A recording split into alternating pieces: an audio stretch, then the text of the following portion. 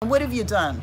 This mother has a son in prison and is not happy with the new rule. Just last month, the Florida Department of Corrections proposed a new rule cutting visitation for prison inmates. The rule states that inmates in Florida prisons will no longer receive up to 8 visits per month, but instead 2 visits at a 2-hour minimum.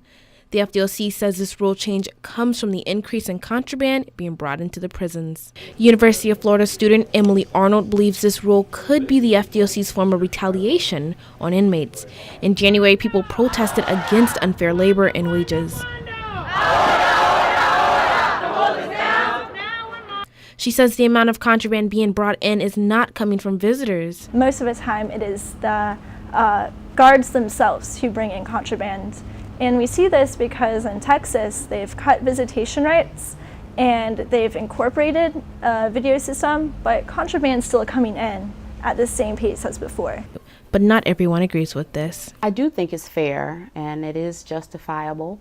You have to understand that these are people who have created a crime, a serious crime, or a number of crimes to end up, to land themselves in prison.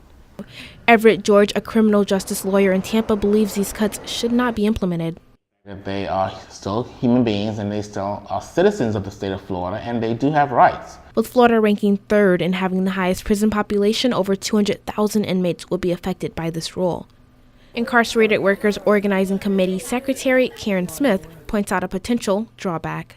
And I think that if they take away this last vestige of rehabilitation, which is the contact visit, that I think a lot more people on the inside are going to get on board with organizing, standing up, and fighting back. While the rule change is pending, the FDOC just released information this week about 2 institutions, one in Okeechobee and one in Avon Park, that will be cutting weekend visitation. Yazmyn, Presley, WUFT News.